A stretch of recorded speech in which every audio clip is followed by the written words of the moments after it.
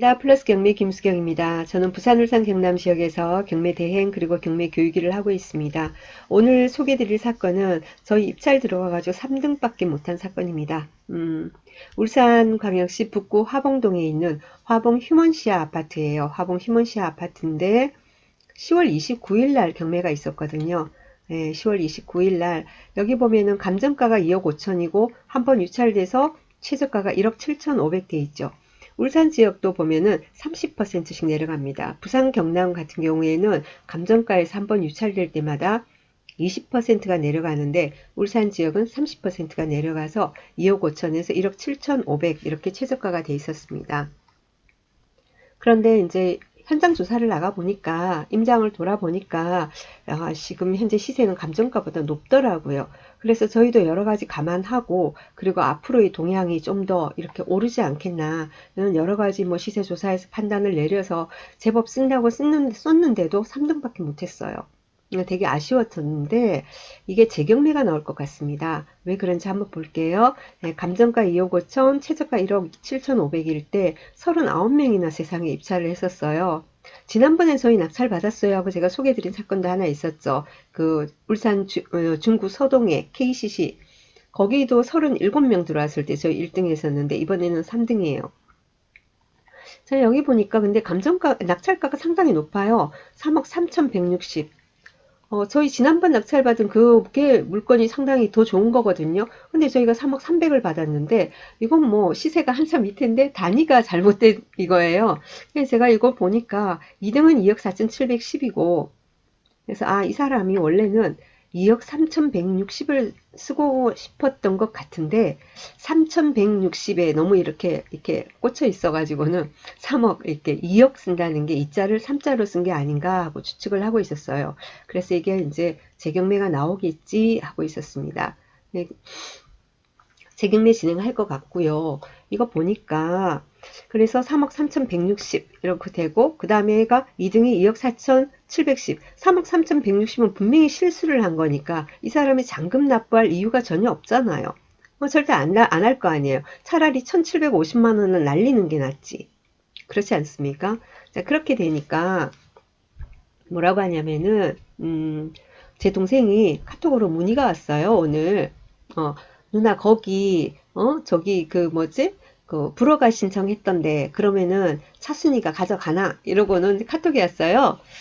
그래서 내가 아니 하고 답을 보냈어요. 바빠가지고 그냥 친절한 누나는 못 되고 아니 이러고 보내고 말았는데 여러분들도 그런 생각을 하실 것 같아서 제가 설명을 드리려고 합니다. 지난번에 제가 댓글로 보는 우리 공부하는 그걸 하면서 그런 말씀을 드렸었어요. 차순위 신고에 대한 안내를 드렸습니다. 그래서 이 사건에 적용시켜서 한번 해볼게요. 차순위 신고는 2등이라고 해서 무조건 차순위 신고를 하는 게 아니라 금액이 일정 수준에 달해야 합니다. 그게 무슨 말이냐면은 낙찰가에서 입찰 보증금을 뺀 금액보다 내가 쓴 입찰가가 더 높아야 돼요. 자, 그러면 여기서는 3억 3,160만 원, 3억 3,160 빼기 1,750, 3억 3,160 빼기 1,750을 한 금액보다 높아야지 차순위 신고가 가능한 거예요. 터무니없죠. 3억 3,160에서 1,750 빼면은 3억 1,000몇 백이 될 거 아니에요. 3억 1,000몇 백보다 높아야지 차순위 신고가 가능한 거예요. 그래서 이 사람은 2억 4,710만 원, 이 사람은 차순위 신고조차 안 되는 거예요. 그리고 이 사람이 실수를 한 것 때문에 원래는 2억 4,710만 원 쓴 사람, 이 사람이 원래는 1등을 했었어야 되잖아요. 그죠? 근데 이런 어처구니 없는 실수 때문에 어처구니 없는 실수를 한 사람은 입찰 보증금 1,750을 날리는 것이고 그리고 원래 낙찰 받아야 하는 이 사람은 낙찰이 눈앞에서 날아간 겁니다. 그죠? 이거 손해배상 청구를 할 수도 없고 이 사람 속은 어떻게 진짜로 달래줄까요? 저희야 3등이니까 할 말 없지만은 그렇습니다. 한번 저기를 등기부 한번 볼까요? 등기부도 아무런 문제 없었어요. 뭐 하는 김에 공부 좀 합시다. 2012년도 8월 23일 날 그 당시 거래가가 2억 8,200이에요. 2억 8,200. 2012년도에 2억 8,200인데 세상에 아까 감정 보셨죠? 2억 5천까지 2019년도에 물가 상승률만큼 올라줘야 되는 거 아닙니까? 물가 상승률만큼 오른다고 봤을 때 이 집 같은 경우에 3억 몇천 되지 않겠습니까? 그런데 그만큼 울산의 집값이 많이 떨어진 거였어요. 그래서 감정가가 2억 5천밖에 안 되는 거예요. 근데 지금은 살짝 회복이 됐어요. 2억 5천보다는 조금 높아요. 그렇게 돼 있거든요. 그리고 뭐 근저당, 병영 새마을금고 돼 있고 이 밑으로 가압류들 뭐 이런 거는 다 이렇게 말소됩니다. 보는 김에 배당도 잠시 공부해 볼까요? 근저당, 근저당, 근저당 3개가 있고 가압류가 4개가 있고 이렇습니다. 자, 근저당 이런 거를 뭐라고 해서 근저당하고 또 뭐죠? 전세권 이런 거를 물건이라고 얘기한다라고 제가 설명을 드렸었죠. 그리고 가압류 이런 거는 채권이라고 얘기했습니다. 그죠? 자, 물건은 뭐 어떻게 배당을 하게 됩니까? 물건 같은 경우에는 먼저 돼 있는 얘가 물건 1번이 다 받고 배당을 그리고는 뭐죠? 그 다음에 남는 게 있으면 2번이 받고 또 남는 게 있으면 3번 물건이 받고 이렇게 됩니다. 그게 왜 그러냐면은 물건이란 거는 등기부에 딱딱 기재가 돼 있잖아요. 그 다음 같은 경우에 앞에 기재된 걸 보고 들어왔잖아요. 인지하고 들어온 거예요. 그렇기 때문에 순서대로 배당을 받습니다. 물건은 순서대로 배당을 받고 가압류 같은 경우에는 안분 배당을 한다고 한번 말씀을 드렸습니다. 이게 기억이 안 나시면 앞에 돌아가서 복습도 한번 하시고요. 어쨌거나 그래서 여기서 배당은 이렇게 근저당 차례대로 하고 가압류는 안분 배당하고 이런 식으로 됩니다. 그런데 뭐 가압류권자한테 돌아갈 돈은 없을 것 같아요. 이렇게 뭐 그죠? 위에 새마을금고 받고 나서 요 밑에 있는 근저당권자는 순서가 안 올 것 같습니다. 어쨌거나 여기가 말소 기준 등기가 2015년 5월 14일이에요. 이 아래로는 다 말소되는 거고 그리고 소유자 거주 세대 여기 그 아파트였어요. 소유자가 거주하니까 뭐 임차인도 없는 거고 권리상으로는 아무런 문제가 없었고 관리비만 좀 밀려있는 그런 상태의 물건이었습니다. 그리고 문건 처리 내역 봅시다. 문건 처리 내역 보면 문건 처리 내역이란 것은 밖에서 외부에서 법원으로 접수가 된 그런 사건이라고 제가 말씀을 드렸었어요. 그리고 송달 내역은 법원에서 관계자들한테 보내는 거예요. 자, 여기 보니까 2019년 4월 9일부터 해가 쭉 있는데 2019년 11월 1일 아까 10월 29일 날 낙찰이었죠. 2019년 11월 1일 날 며칠 후에 최고가 매수 신고인이 매각 불허가 신청을 제출한 겁니다. 그죠? 그런데 그러면은 자기가 순전히 잘못 쓴 거 아니에요. 이런 경우에 매각 불허가 신청이 받아들여질까요? 안 받아들여지겠죠. 이런 게 받아들여진다면은 예를 들면 생각을 해보세요. 이걸 악용하는 사람도 있을 거 아닙니까? 그죠? 내가 채무자예요. 내가 소유자고 채무자인데 우리 집이 경매에 넘어가게 됐어요. 이걸 좀 질질 끌고 싶어요. 가급적이면은 내가 뭔가 뭐 방안을 마련할 때까지 내가 좀 얼마라도 여기서 이 집에서 더 오래 거주하면서 뭐 어디 뭐 준비를 해서 나갈 수 있도록 질질 끌고 싶다. 그러면은 제 친구나 누구를 시켜서 이런 걸 시킬 거 아닙니까? 너 2억 얼마 줘, 3억 얼마 이런 식으로 예를 들면 터무니없는 실수를 해가지고는 일단은 낙찰받고 그리고는 매각 불허가 신청을 법원에 불허가 신청서를 내라.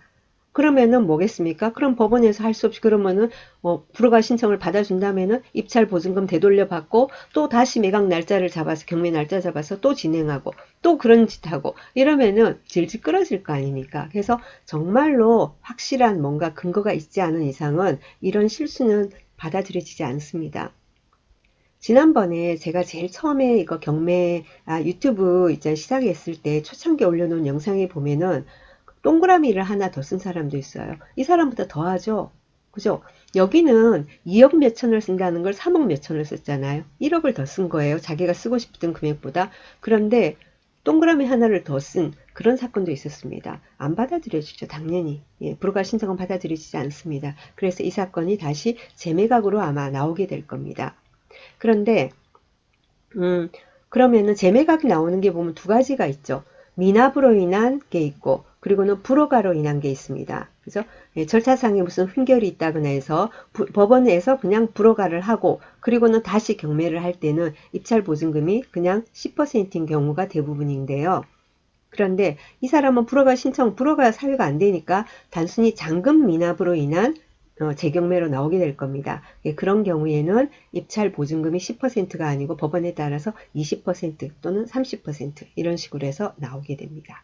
그래서 보시고 다시 분명히 이제 조만간 할 건데 입찰할까 말까 생각 중입니다.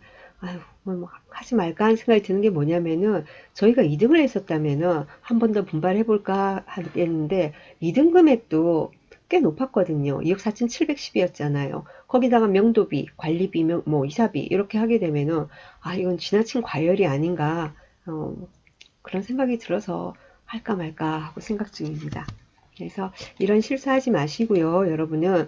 그리고 입찰서 작성할 때 늘 조심해야 되는 게 뭐냐면은 막 이렇게 이제 그 시간을 여유 있게 이렇게 법원을 갔으면 괜찮은데 예를 들면은 다 돼 가요. 막 마감 직전 내가 막 헐레벌떡 뛰어가서 막 쓰다 보면은 도리어 마음이 급해가지고 글씨를 잘못 쓰고 막 그러잖아요. 그죠? 그럼 그랬을 때 다른 거 잘못 쓴 거는 두 줄을 끊고 내 도장을 찍으면 돼요. 정정인을 찍으면 되는데 입찰가 부분에 있어서는 절대로 수정하면 안 됩니다. 예를 들면 썼는데 뭔가 글씨가 희미한 것 같다. 그 위에다 꾹꾹 눌러서 다시 이렇게 덧칠 하듯이 꾹꾹 다시 그 위에 또 이렇게 끊고 이러면은 그것도 안 돼요. 그것도 안 되니까 꼭 입찰가 부분만은 신중하게 생각해서 제대로 잘 쓰시고요. 긴장해서 실수하는 경우들 많거든요. 그래서 그런 입찰 경험이 많지 않으신 분들은 인터넷에서 기일 입찰서를 다운로드 받을 수 있어요. 대법원 사이트 들어가도 있습니다. 예, 그런 걸 다운로드 받으셔서 유료 사이트 여러분 보고 계시면은 거기도 다 있죠. 그거 출력해가지고 미리 써서 가세요. 봉투나 대봉투나 아니면 입찰 보증금 봉투나 이런 거는 법원에서 받은 걸 쓰시고 미리 써가서 그죠? 그 써간 거를 봉투 안에다 넣으시면 돼요. 예, 그렇게 하시고 그러면은 큰 실수는 없을 것 같습니다. 이런 분들도 미리 써갔으면 이런 실수가 없었겠죠. 그죠? 그래서 조심하자는 의미에서 오늘 영상 토요일이고 해서 예, 마음 편하게 들으시라고 어렵지 않은 걸로 준비했습니다.